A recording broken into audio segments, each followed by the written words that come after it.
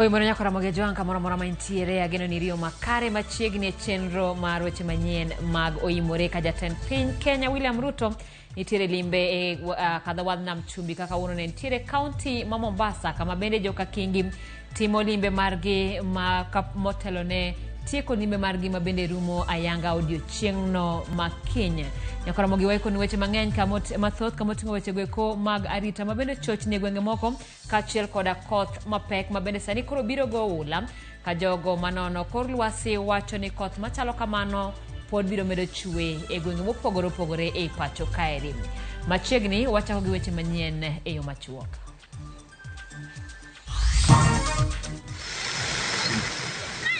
Ula mapek omonjo gwenge mag Samburu kod aluorane kaluwore gi koth ka jokor chal kor lwasi wacho ni koth pod dhi medo chwe mapek. Nobody's arrested, no prosecution, and no police patrols. It's a sign that the security arrangement here has completely failed. Jotelo masia koro dwaro ni sirikal oloki obila duto manie kaunti no kaluwore gi nyawo mosebede keto arita ne jopiny. I want to state that help should be released in the next 24 minutes. Jopuonje mag balariany ma Machakos obago ng'anyo mar ywak ewi deko mar omenda mag siro somo mawuok e agulu mar HELB.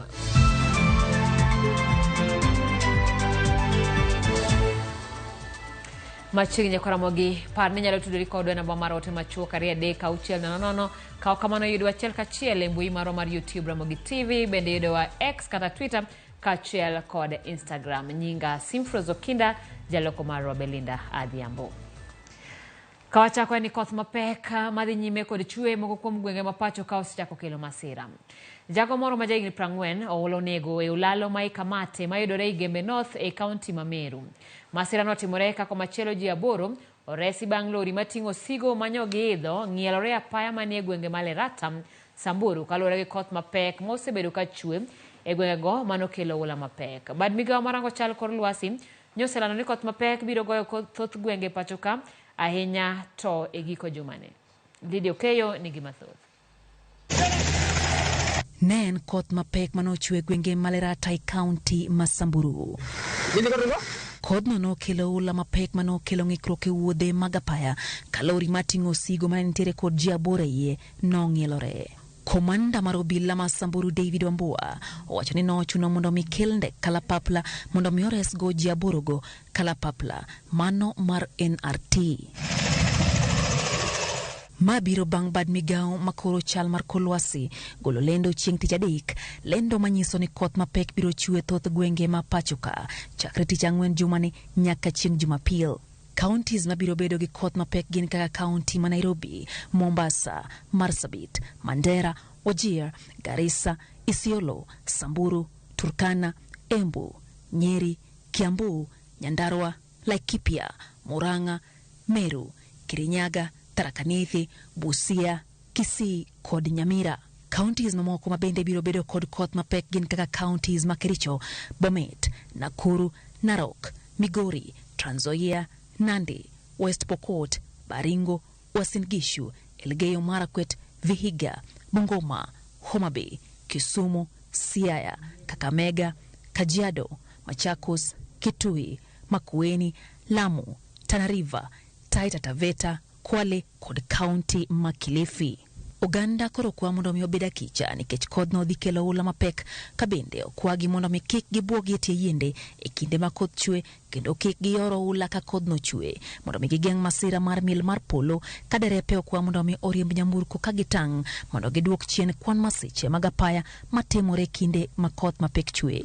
Yamo mapek bende igeno ni biro futo manyalo fwalo tado mag moko kuom ute ma oganda odakie kendo pudho yiende moko manyalo kelo masira. Jogo modak kuonde malo osienyore bende okwani obed motang' ahinya to mago manie Aberdare Ranges e alwora mar God Kenya kod gode moko mantiere imbo mar piny Kenya.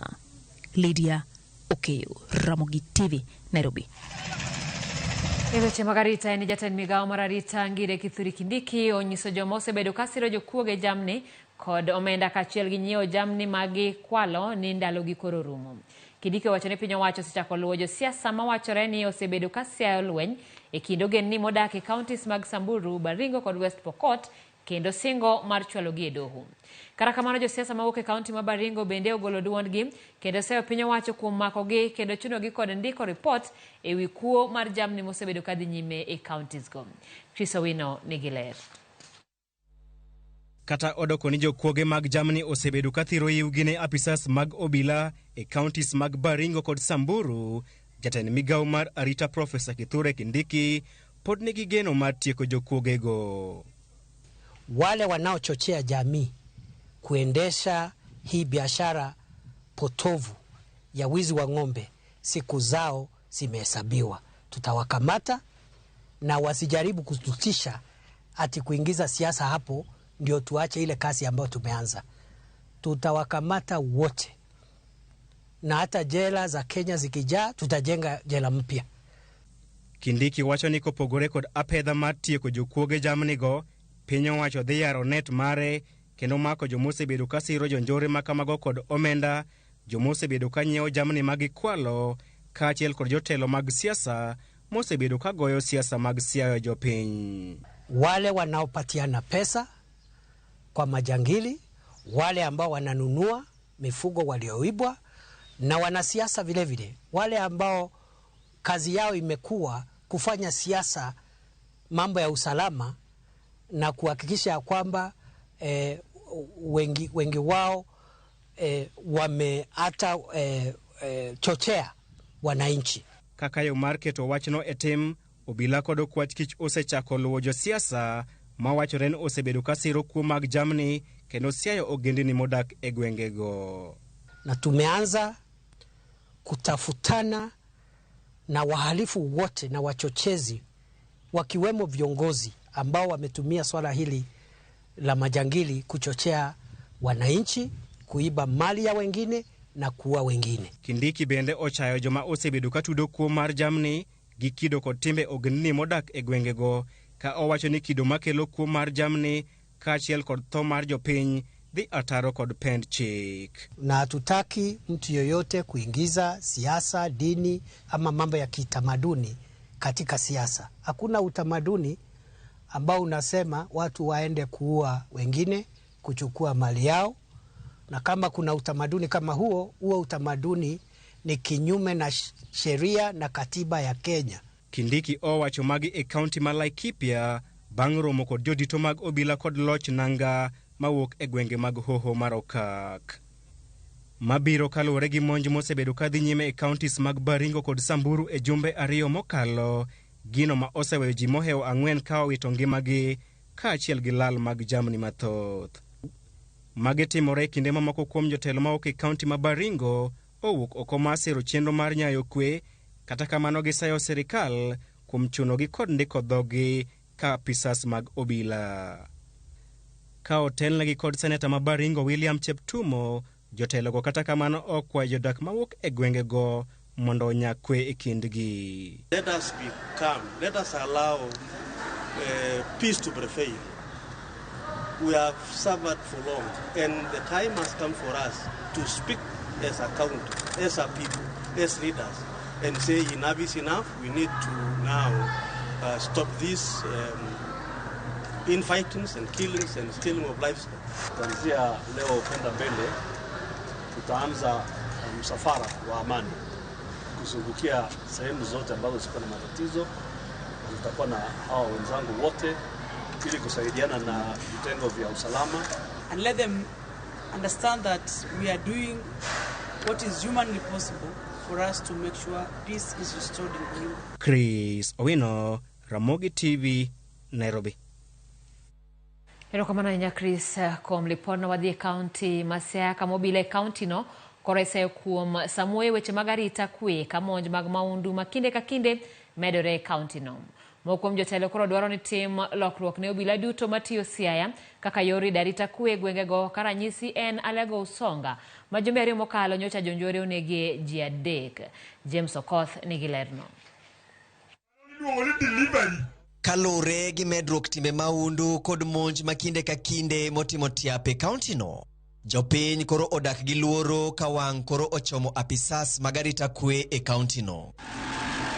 Kagitwa kichiro mahono mayudore North Alego location county ma Siaya e kinde chenro mar solo omenda ne anyuola mane oyudo masira jumbe 2 mokalo kalore gi monj makamago mabende noweyo ka ji 3 owito ngimagi. Jotelogo nolero ne gisechako chenro mar chuogo kweth rowere mabiro tiyo machiegni gi tend lodge gwenge e chwalo kendo rido weche arita kwe. Just a few days ago we had more insecurity challenges where many people are still being beaten and robbed, even in broad daylight.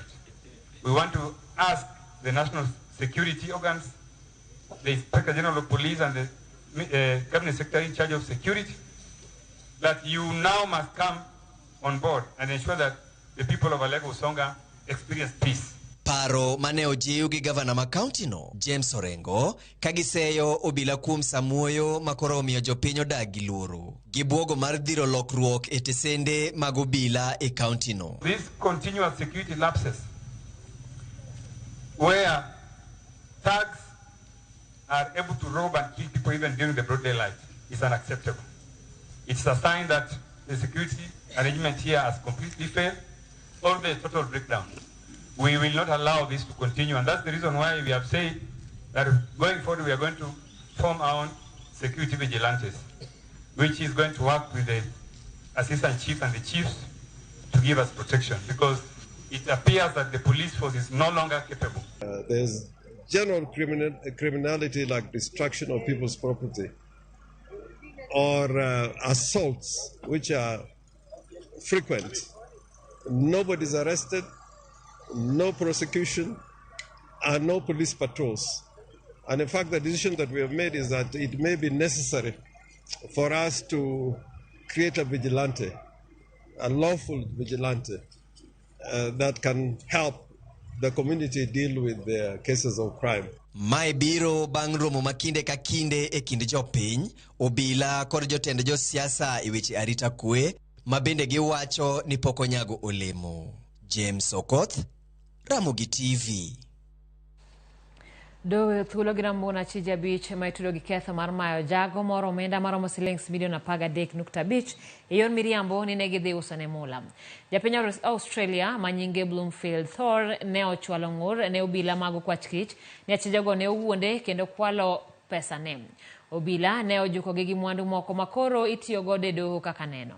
Achijago ne ochwale doho bang' meko margi kar dak Marunda Buore Nairobi. E nyim doho wegi thuolo gi rambun ma silings 200,000 moro ka moro, bura no ibiro winji kendo tarik 8 dwe ni. All of this is fake gold. I ended up calling my wife and asking her to come with my money, which was $60,000, to put it on the table so that we could show some proof to these people that we actually had money to procure and purchase gold. And after doing that, the men counted the money. They left the room with our money. We asked for the money to be brought back into the room because I feared that it would either come back as fake currency or it would disappear. We would never see it again. After that, the agent became extremely violent, jumped over the desk and started beating my wife and beating me. There were other thugs in the room and they held both myself and my wife's hands down so that they could continue beating us. My wife escaped the room, ran down the stairs, and 5 men beat her and sexually assaulted her. But all I can do is I can thank the Kenyan police force for their extreme protection of us, the fastness that they moved, and the ability and the fear that they put into the people that have done this to us. Enyasi maringo odiochieng' mar jiwo lweny mar kedo ne ratiro jofwambo kendo thiro lwenje mahimogi. Riwruog jochung weche dwaro tudruok makare kind apisas mag arita kod doho mar jiwo demokrasia margi. Bende jofwambo dwaro mondo migi luor kod lwasi makare mag tayo tijegi ka ijiwogi mondo gichwal tijegi e yo makare. Jafwambo mar Judith Omondi nigi lerno. En chenro mane okelo kanyakla jofwambo mar riwore kod jofwambo moko e piny mangima mar kedo gi lwenje mahimo jofwambo. Tiro jogo mabende osedare piny ka odhi pinje mamoko nikech gigo manegitimo kata stories manegindiko kata stories manegitimo yudo ka koro seche moko gisebedo threatened, ngimagi ok osebedo maber, koro giwuok giringo gidhi e pinje mamoko mondo mi girit ngimagi. Kaluwore gi jagoro maduong' mar riwruok mar jofwambo e pacho ka, e dwe achiel kende maromo jofwambo 20 kedo gi lwenje matudogi kod tije magitimo. Inyalo yudo ka dwe achiel wan ki cases karibu 20 mag jofwambo gi keyo ma osebedo kilao. Kaka chieng' manyoro kende wan gi jofwambo karibu 5 manyoro oseluongi gi jachung' ne nonro mag sirkal midendo ni DCI, kendo wan gi jofwambo achiel e kaunti ma Bungoma bende manyoro omonje ode kama oninde gi petrol bomb.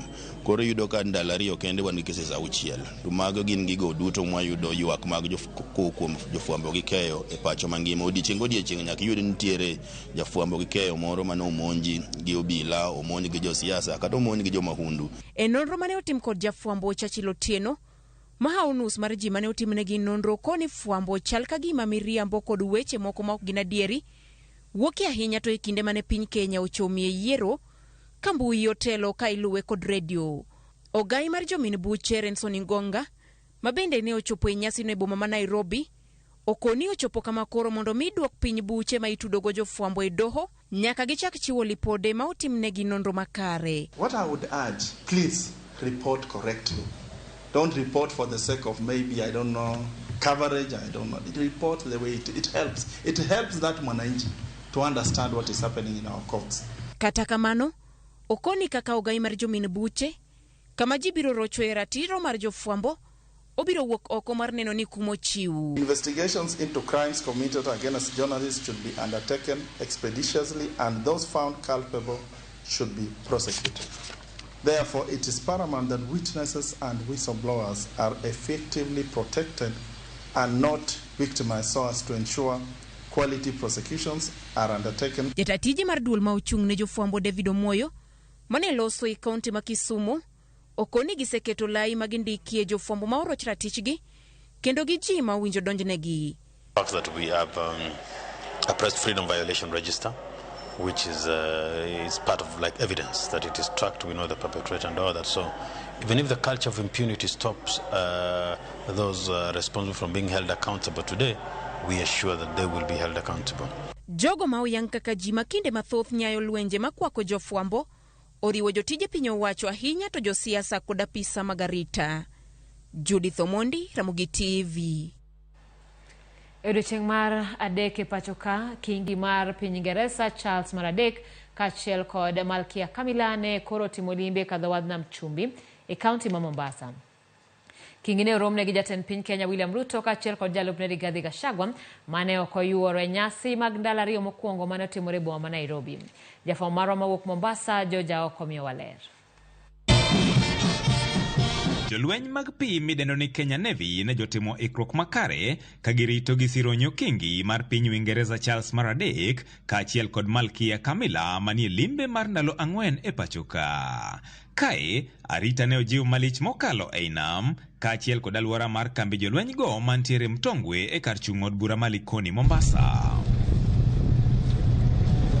Jatend piny William Ruto mane oten kod minode Rachel Ruto emane okwongo chopo e kambino kar sa 6 modiochieng' mar romo ne Kingi kod Malkia. To e kinde machuok bang'e, Kingi kod Malkia ne jomolo mos gi achiel kuom yiedhi mag jolweny.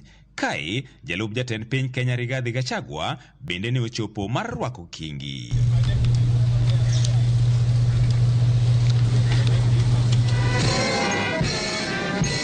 Bang' wende mag piny Uingereza kod mano mar Kenya, Kingi ne onono parade mar jolweny go. Kuku mar limbeni ne en rango ikruok kaachiel kod lony ma jolweny mag pi ma Kenya noyudo bang' tieko tiegruok kowuok kuom jolweny mawuok e piny Uingereza e wi yore mag rakore gi wasigu.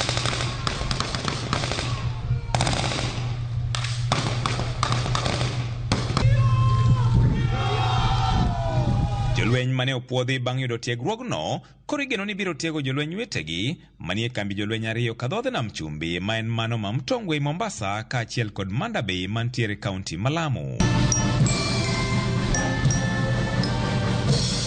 okingi ne bang'e wuok kochomo wath manyali Mombasa kuma ne odhi range moko kuom chenro moketi mag rito dho wedhi kaachiel kod alwora mage.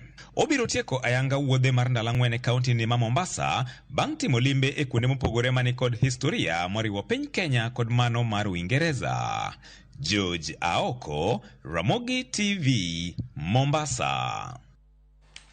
Erokamano George Aoko. Kawadhi nyime ni jatend piny Kenya William Ruto ne ochako limbe mare mar gwenge mag kadhawadh nam chumbi kawuono ka olimo kaunti ma Kwale kama osidhe chenro mar dag stima ma Mkwiri mayudore Lungalunga. Ruto koni chenro mar keyo stima e nengo mogonyore biro konyo chiero kendo chwalo nyime uchumi mar Kenya kata gwenge ma oluoro nam chumbi. Bende chenro mag jiwo lupo kod ohand rech okodi biro konyo nyuolo tije ne jopiny kendo jiwo ohala e alworano. Ma wacha kar sidho wadh rech mashimoni bende mayudore Lungalunga. Ne otene gi jalupne Rigathi Gachagua kod jotelo mamoko. Leo hii mradi ambayo imetugharimu karibu shilingi milioni 350 itaweza kuwafikishia stima katika nyumba 600 hapa Mkwiro na Wasini. Tunataka kila nyumba hapa wapate stima na tutahakikisha ya kwamba hata mashule yenu yote imepata stima. Mradi ambaye umezindua hapa leo umepatikana kwa usaidizi wa wawekezaji wa nje, sio hapa Kenya. Na rais, kuna wale ambaye wanakupigia makelele ya kwamba ati wewe unatembea sana, ati unaenda kila nchi, unaenda kufanya nini? Tungetaka kuambia hawa matunda ya rais kutembea kila pahali duniani imepatikana hapa katika hii kisiwa. Katika kisiwa hiki ambacho tumekuwa tukitegemea blue economy, leo hii umetuanzishia rasmi mradi ule wa mataa, mradi ambao sisi kama county government tumetengeneza landing site lakini bado hatuja equip. Riwruok makero ratiro mar oganda jo Kenya, mano Kenya Human Rights Commission, owuok tung' mosuo kod od bura magikoni oserim e menyo kaka sirikal tiyo marach kod omenda mag jopiny. Duol no koni duol marango saj jotije, mano SRC, duol magayo budget, duol mochung'ne pok madhine sirikal kod loch gwenge, bende okodeo tich makare kod pes jopiny. Walter Nyambaga nigi mathoth. Od bura mamalo yudore tago maliet e lwet riwruok makene ratiro mag oganda Kenya Human Rights Commission e kama riwruogno wuok tung' mosuo kod od bura e wire menyo kaka omenda mag japiny inyodho kod ongoke kinde ka kinde e kata odoko ni apisi magayo bajet osebedo ka chwalo lipot mag mibadhi ne od bura. These are the offices of the control of budget, the office of the auditor general, and the salaries and remuneration commission, and also the commission on revenue allocation. And key findings from the study indicate that for the office of the control of budget, they also complained or raised concerns with the failure by the parliament to act on the recommendations. So they do recommendations that go to parliament, but unfortunately this is not addressed by parliament, so therefore really affecting their mandate. Report mar Kenya Human Resource Commission omenya pise mochung' kar kendgi mabende olokuyo kum duol marango pok mag loch gwenge to kod mago mag sirikal ka gikoni gidhi ataro kod kwan mar 7 wi 30 mag pok ma imiyo county e budget. Most of county governments have been allocating or spending more on recurrent as opposed to development, which is a very big challenge. And of course, personally, I have a political problem with this legal arrangement where at 30% is supposed to be allocated to development and then 70% to development. And if you go back to the principles of devolution, and actually basically why government exists to provide services. Jakomre ruok makene ratiro mag oganda Anet Nerema to kod jata tije Davis Malombe bende kone duol machoko suru to kod nyawadgi mar Osara ne kaluwore kod pek mar ngima pacho ka winjore gi kaw ting' mar neno ni pes japiny otigo makare. Wastage of public resources. It was so major that what the government was doing was not able to be reported to the public. The executive could do the budget, could decide what to implement, to fund, and that was not then again accountable to the public. Piny owacho bende osokwange e donjruok kaka pise mochung' kar kendgi tiyo, ahinya to magoyo kogno kaka mwandu mag japiny manie lwet sirkal itiyo godo. These independent institutions, because when you look at SRC, look at Office of the Control of Budget, they all have a mandate within the Constitution, an independent one, that there should be no political interference or executive interference in what they do. And so we are looking at ensuring that the offices, the independent offices, what we call the IFIs, have the mandate and the muscle to be able to deal with decisions that are made politically in this country. Walter Nyambaga, Ramogi TV. Ramogi tok lipod Walter na odaka parakardek tok sadek wakauyo mokuonga chenro mar OIMORE no ka mbui mar YouTube kanya mor gi Ramogi TV kawuok Nakuru en Anodiero Junior mano Brian erokamano Edio Ndijo mor Ramogi TV gi Ramogi TV kenano maler ka ano Siri Nyatike Festus Otieno wachone Embo wachone na wakanyo ejono ero makare Anderson Wenwa wachone onano wakaintire Kitui Ramogi TV lera dua Kevin Oruko and Pastor Ruto Kevin mar Orembe Roho Maler Chacho Yugis Kotieno neno weche manyien maler but Kenya te kodwa owada walam Nyasaye kende erokamana enya kuom oro ote machalo kamano wakauyo machuok pod waduogi weche mathoth.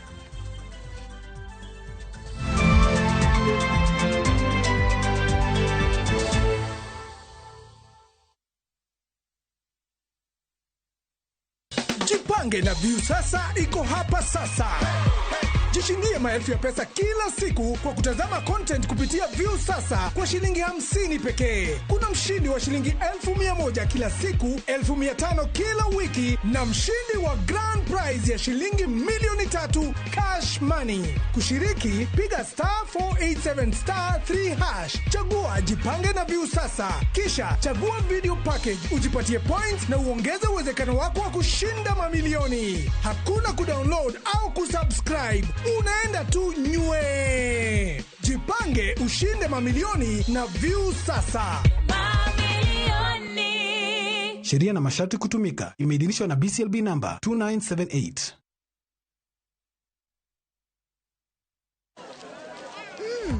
Colgate Herbal is formulated from a unique blend of natural herbs and is scientifically proven to strengthen teeth and keep gums healthy. Try Colgate Herbal, scientifically proven for strong teeth and healthy gums.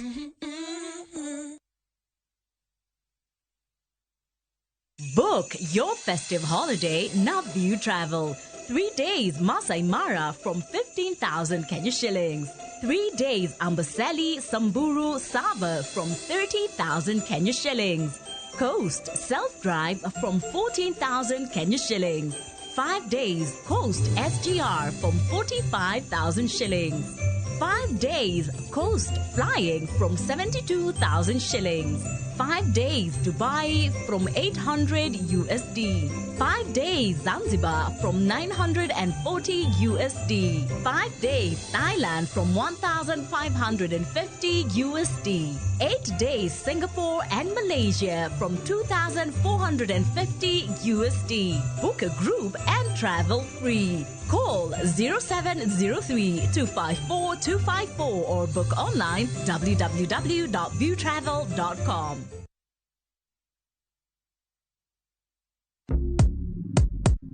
Mtu wangu, imagine kuna over 1,000 ways to win on shabiki.com. Usimiss out. Pata multi-bet boost massive ya 1,000% ukicheza on shabiki.com. Cheza sasa na shabiki.com na upate up to 1,000% multi-bet boost. To bet, min shabiki na nadeku place tena. Nilieka kichwa yangu ikabai tenda.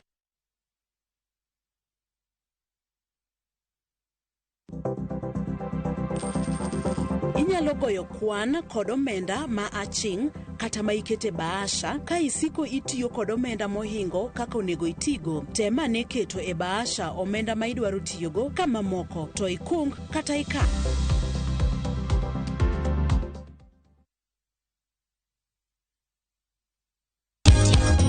Wang jowi mari ma ihero kendo igeno. Ramogi TV yango higni 2 e yamo.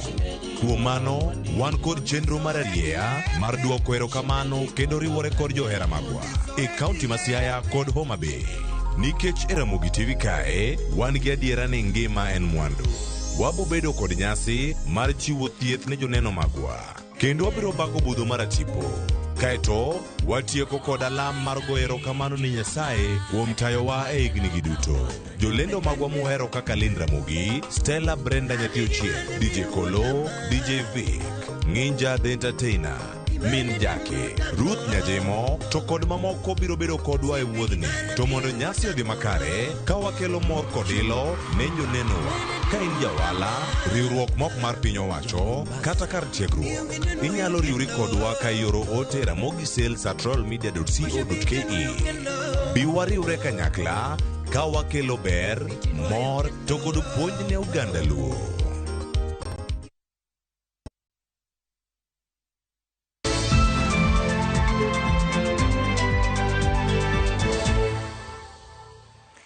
Machiegni kendo nyaka Ramogi, erokamano kuom kete mane Ramogi TV. Wadhi nyime kama chenro mag somo ne obedo gi ng'ikruok e mbalariany ma Machakos bang' jopuonjre bago ng'anyo ka sundo sirikal mondo ochwalnegi omenda mawuok e agulu mar HELB. Jopuonjre go ywak ni omenda mag HELB osedeko kendo osemiyogi pek mar somo kod tayo chenro makagi kacha e kar somo no.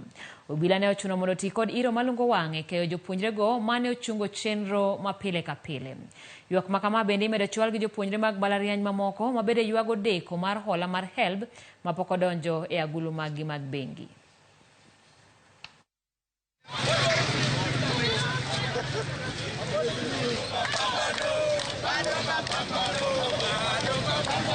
Today we are on the streets to demonstrate against the government false promises about providing capitation for the first years. Now it's around exam time. They have not registered units since they have not paid their fees. A hungry comrade cannot study, a hungry comrade cannot go to class.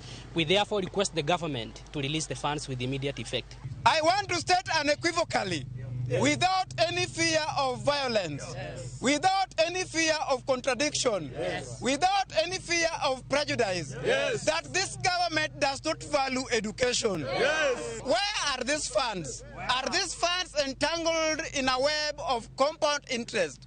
Are these funds being used by the flying presidents in quotes? Comrades power! Comrades power! I want to state that HELB should be released in the next 24 minutes.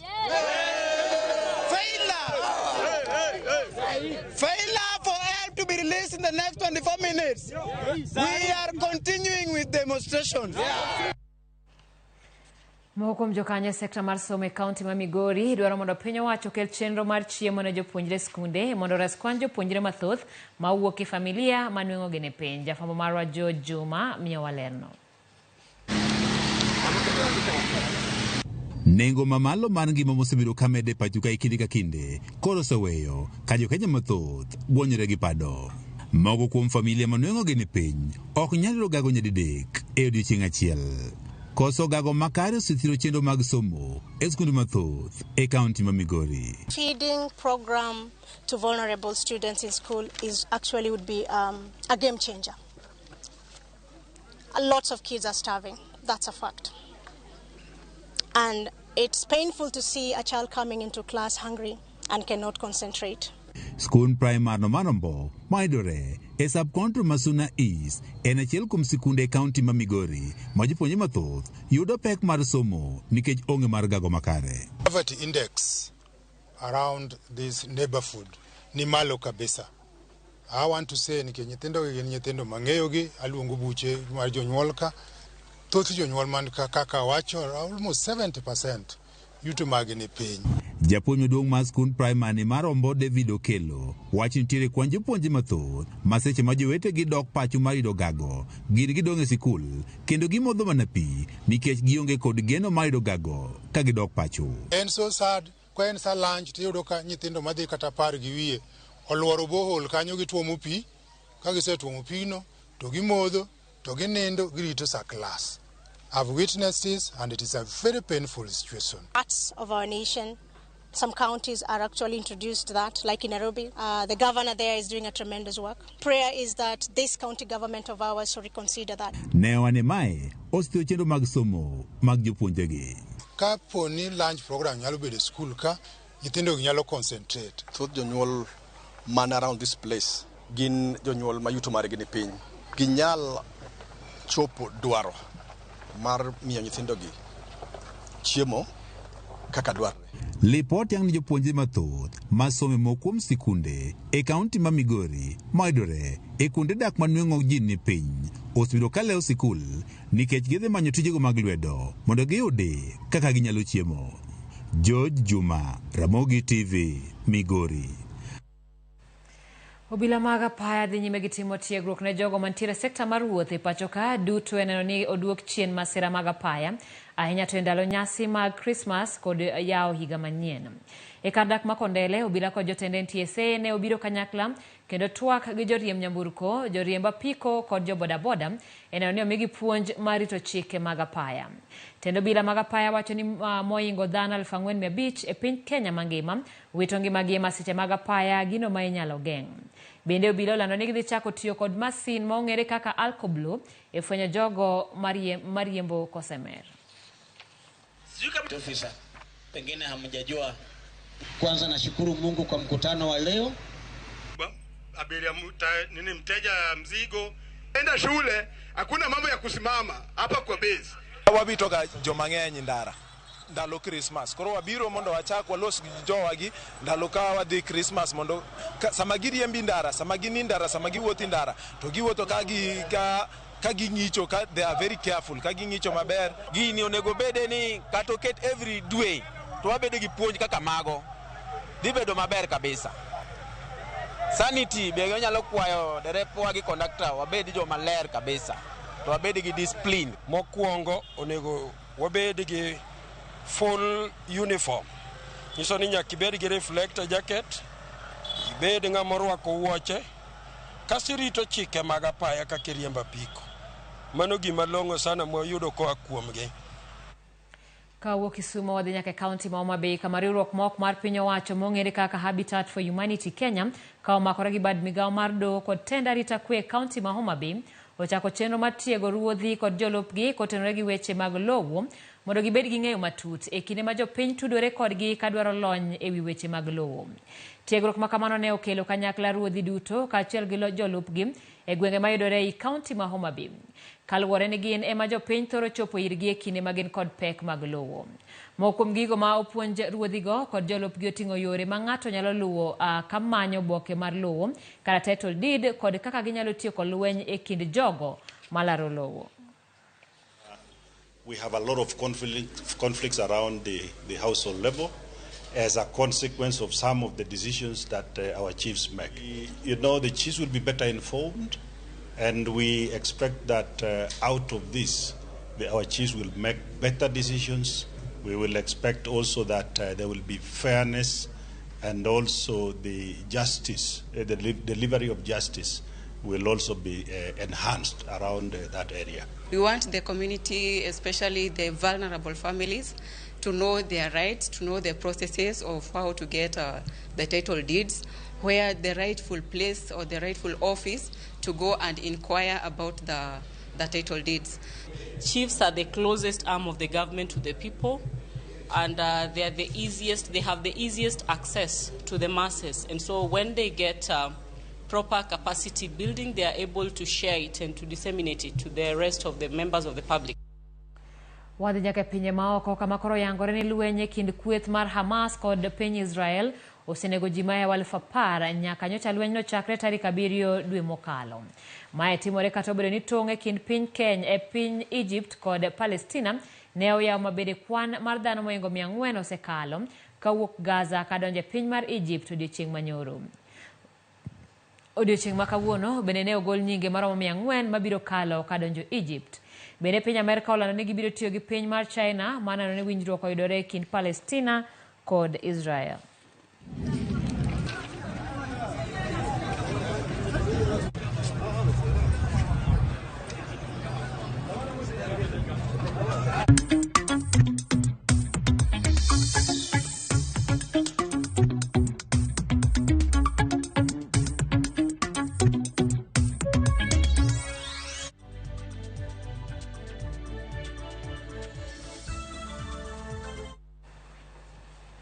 E weche mag ohala ni chenro duto mag kambi mar posta e pacho kano chung' kawuono ka jotich maromo 2,500 e counties no bago ng'anyo.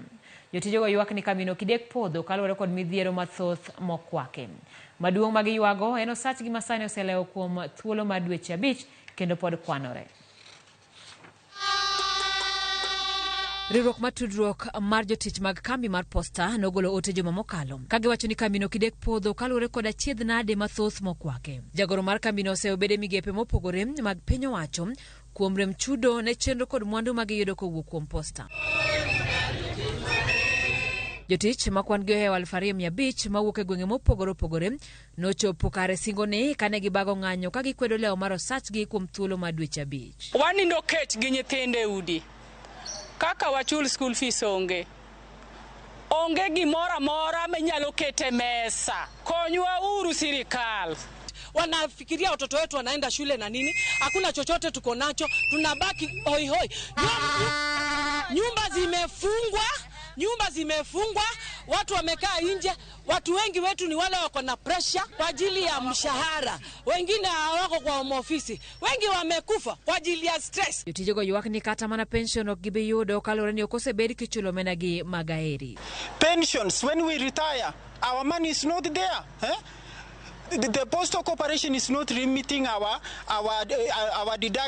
statutory deductions to the banks. Jotich wacho ni gisetemo chopo ir jotendgi mak mana osebed ka ibuogogi ni gin ok onego ging'any. They wrote us a very threatening letter telling us that we are essential workers. We are not supposed to strike. So if we are essential workers, why are we not being paid for our essential services? The other thing, are essential workers not supposed to eat? Are essential workers not supposed to pay their bills? Mokuom bede migepe mag piny owacho korese kuom midhiero mag Posta kaluwore ni ok gisebedo ka gichulo chenro ma ichiwonegi kod kambini. We did job for IEBC. Election materials zote we supplied from A to Z. Ballot papers, everything for IEBC. In the last general elections, we supplied countrywide. And we did a wonderful job. There was no failure anywhere. The elections were successful. President akachaguliwa, my MPs wakachaguliwa, kila mtu wakachaguliwa, but immediately after wameingia office, they've forgotten us. By the Republic of Kenya, our president, Dr. William Samoei Ruto, kodu PS Mamarwa, jaduongo walo, parie ur Posta, goe wang'uma muol kuom Posta, wachandre kaka jotich. Wachandre kaka jomondiki okinyi kokinyi dhi tich pesa onge. Jotich mag Posta koro nyono kar tiendgi ni ok gibidok e tich nyaka chieng' chulgi.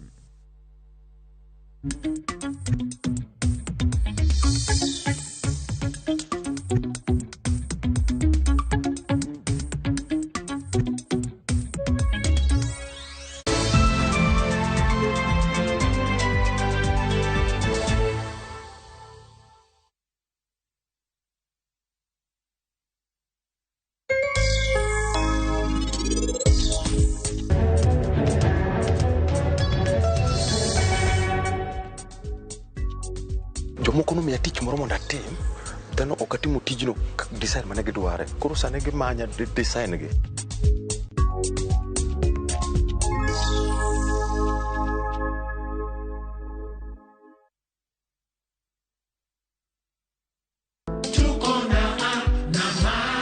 Get ready to celebrate. Citizen Digital turns 2, and it's all thanks to you, Kenya. Your stories, your trust, your engagement, it's what makes us the #1 news and digital app in the country. From breaking news to Wananchi reporting, exclusive videos to playlists that get you grooving, and podcasts that keep you informed. It's all here for you. Join us in the celebration, Kenya. Because with you, Citizen Digital is more than just a platform, it's a community. Citizen Digital, 2 years of trust, 2 years of truth. Here's to many more. Stay tuned for special surprises and more as we celebrate you, our incredible audience. Citizen Digital, celebrating 2 years of trust and truth. Kenya's #1 news app, Citizen Digital.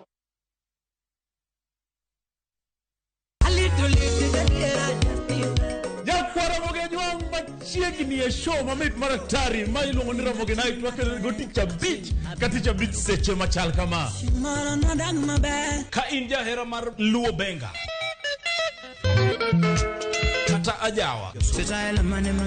Wakelo ningolo mubedo peny mayueyo mana mo.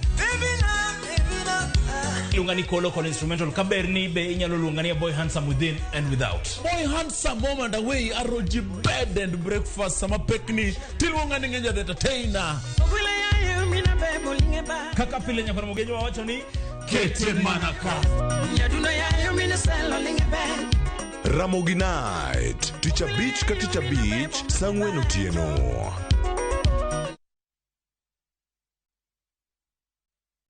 Ageno ni ano kawiro makeup mang'enya hinya. Angadio ni nitiere nyako kae momori. No kawiro makeup mang'enya hinya. Angadio ni nitiere nyako kae momori ahinya. Introducing Kundali Bhagia in Luo. This is a story of two sisters who lost their father, and in their quest to find their mother in another town, they find love.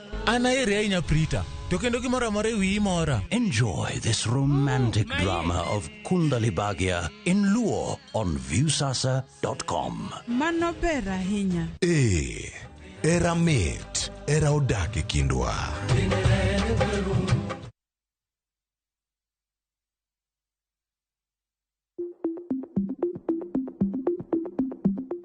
Bedo ni ng'ato ni kod tuo mar kansa ok onyiso ni ong'adne buch tho. Lim od thieth mantie machiegni kodi mondo pimi kata timni screening. Oteni okelni kod Royal Media Services. We care.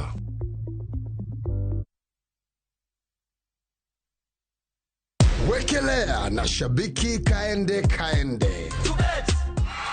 Niliambia kijana mimi sasa siendi na gari, nitengeneze. Nimekujia ndege, uwanja ndege. Nimekujia taxi mpaka hapa.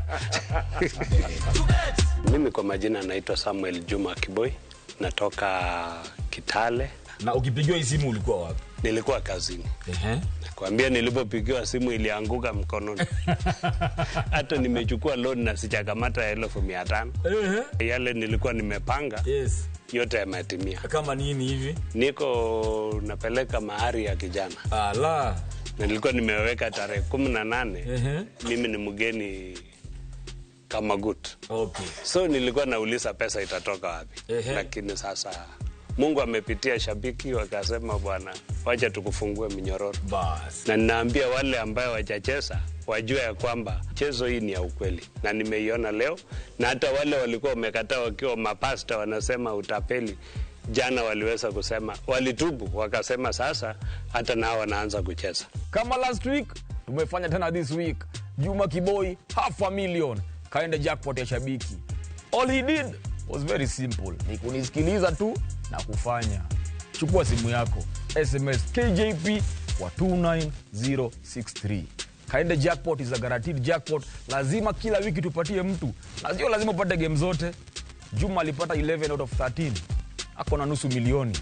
What about you? Wekelea na 50 bob pekee for a chance ya kuomoka na 500k. Lazima kaende, yende kila wiki. Play responsibly. Betting can be addictive. Not recommended for the persons under the age of 18. Authorized by BCLB number 587.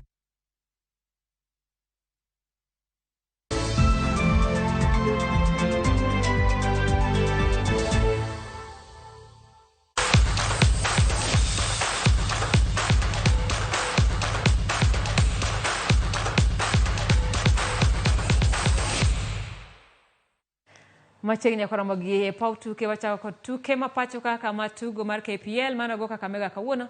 Team mar Posta Rangers no dhia modhi gola 1-1 Kakamega Homeboyz tugo mar league. Tugo no gelap mabukungu e boma Kakamega. Moses Shuma emano kongoloyo ne Homeboyz dakika mar 7 ka Bernard Ondiek no duko gondo no ne Rangers dakika mar 30. Rangers mapodo telo e league mar adhula mapacho ka.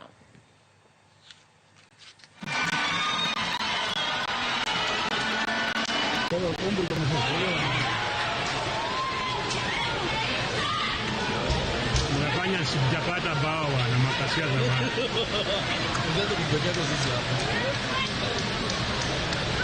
Lakini katika upande wa mchezo nadhani pointi moja tumepata, si nzuri sana kwetu, maana tuko nyumbani, tuko nahitaji pointi 3. Lakini yote 9 tunashukuru Mwenyezi Mungu. So tutazidi kutia bidii, tutazidi kupambana ili at least next game tuweze kupata positive results. One thing I can say is that under the conditions, because the condition was not bearable at all. a lot of water, the ground being logged, and I think we've given a good show because we tended to play a different ball game from what we are used to, and I think with the 1 point we can be in a position to plan, and I love the spirit of my boys. Tim mar hockey mar mine mapacho kadhi rado gi Nigeria nus final mar laro tiko makende mar Olympic e tuge madhi nyime Pretoria, Afrika ma milambo. Kenya nyolo Namibia 1-0 e robo final, gol makende mar Kenya nyolo gi Grace Bwire, kamano nyo en loch mar adek moluwore ne tim Kenya mung'ere kaka The Blades. Mana tim achiel kende mawuok Afrika ema biro dhi e tuke mag Olympic ma higa manyien Paris, Ufaransa. Scrambled at home. Elisawiti stops. Come through chance. Must be. It's in the back of the net.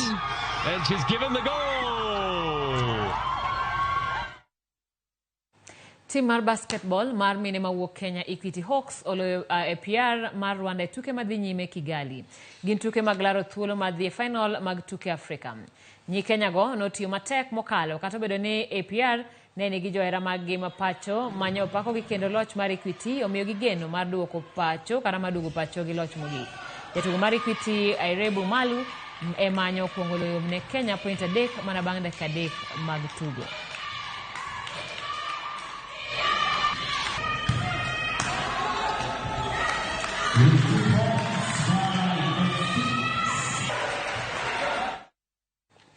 E tuke mag pinje maoko ni Manchester United ogole okombe mar Carabao tok Newcastle loyo gikonde 3-0 otieno mokalo.